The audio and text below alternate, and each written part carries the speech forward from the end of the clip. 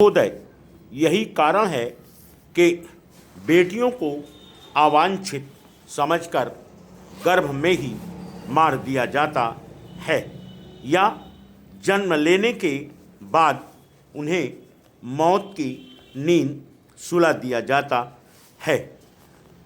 कहते हैं बेटियों को मारने की जघन्य परंपरा बहुत पुरानी नहीं है। यह भी कहा जाता है कि कुछ तथाकथित ऊंची जातियां अपने झूठे दंभ के कारण बेटियों को मार देती थीं, लेकिन अब तो इसमें सभी जातियों के लोग शामिल हैं। देश के दूर दराज के अंचलों में प्रसव पूर्व लिंग निर्धारण के लिए सुसज्जित उपकरणों से दौड़ती गाड़ियां सबूत हैं इस बात की कि कानूनी प्रावधानों के बावजूद विज्ञान का यह प्रयोग लगातार मानव विरोधी होता जा रहा है। दरअसल कन्याओं के प्रति हमारे आचरण से साफ साफ झलकता है कि हम उन्हें उनका प्राप्य नहीं देते। भारतीय समाज उनकी परवरिश और पढ़ाई लिखाई के प्रति बड़े पैमाने पर उपेक्षा बरतता है। देश की ज़्यादातर लड़कियां कुपोषण से ग्रस्त हैं। उन्हें भोजन कम मात्रा में और बचा खुचा ही उपलब्ध होता है। विडंबना यह है कि माँ या दादी ही ऐसा काम करती हैं। ऐसा नहीं है कि वह ऐसा जानबूझकर करती हैं, बल्कि उनके संस्कारों में यह रच बस गया है कि लड़कियों की परवरिश को कोई अहमियत नहीं देनी चाहिए।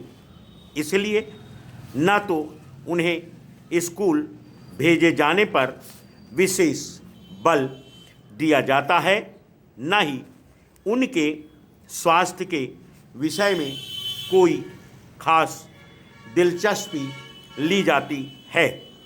वह तो सिर्फ बड़ी हो जाती हैं।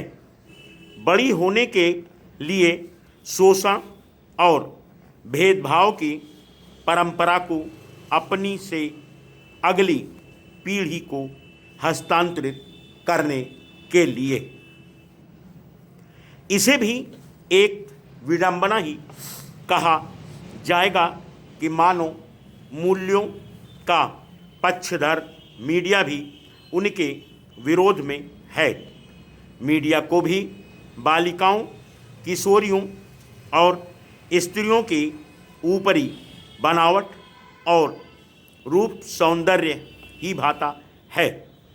उनके पास भी उनमें अंतर्निहित विशेषताओं को परखने या पहचानने की फुर्सत नहीं है। इस सिलसिले में सौंदर्य प्रतियोगिताओं की सूचनाओं को बड़े पैमाने पर प्रकाशित करने को देखा जा सकता है, जबकि किसी अखबार ने विस्तार के साथ यह नहीं लिखा कि मानसिक रूप से विकलांग विदिशा की उर्मिला ठाकुर ने किस ढंग से सड़क पर खेलते हुए बच्चे को ट्रक की चपेट में आने से बचाया। यदि कहीं यह खबर छपी भी होगी तो बहुत छोटी।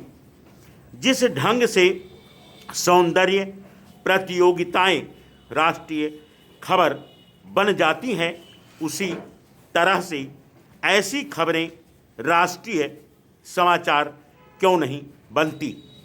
यौन हिंसा और बलात्कार की खबरें जिस ढंग से छपती हैं, उनमें कहीं न कहीं यह स्वर अवश्य रहता है कि स्त्री उपभोग की एक वस्तु है।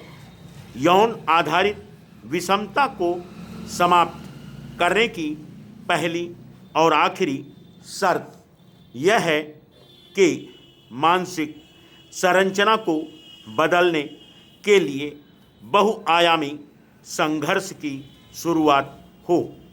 यह संघर्ष सभी स्तरों पर शुरू हो। यदि गैर बराबरी का पोषण करने वाले तमाम मूल्यों को चुनौती दी जाए और उनकी वैज्ञानिक मीमांसा की जाए तो समाज वास्तविकता को स्वीकार करने की दिशा में अग्रसर हो सकता है। Full stop.